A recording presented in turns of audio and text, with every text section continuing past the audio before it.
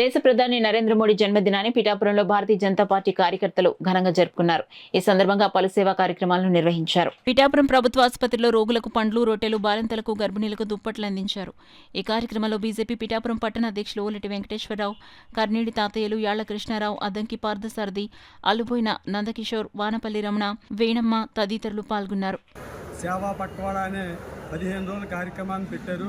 ఆ 15 రోజుల కార్యక్రమాలు కూడా మేము మొదటి రోజుల్లో భాగంగా స్వచ్ఛ భారత్ చేయడం జరిగింది.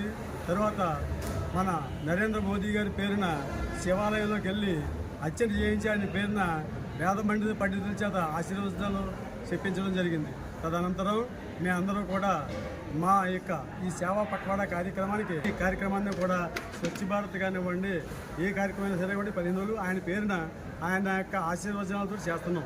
ఈరోజు ముఖ్యంగా మన ప్రభుత్వ ఆసుపత్రికి వెళ్ళి ఆసుపత్రి నందు రోగులందరికీ కూడా దుప్పట్లు, పళ్ళు, బ్రెడ్లో ఇచ్చి వాళ్ళందరితోటి కూడా ముచ్చటించి వాళ్ళ ఆరోగ్య విషయాలు తెలుసుకుని వాళ్ళందరినీ కూడా మన నరేంద్ర మోడీ గారి పేరు చెప్పి ఆయనకి ఆశీస్సులు ఇవ్వమని అడిగి వాళ్ళందరితో రోగులందరితో కూడా ఆశీర్వచనాలు వాళ్ళందరినీ కూడా ఇప్పించడం జరిగింది. ఈ సందర్భంగా మా టౌన్ అధ్యక్షుల వారు మీ అందరి కృషితో, మా టీం కృషితోటి సక్రమంగా కార్యక్రమాలు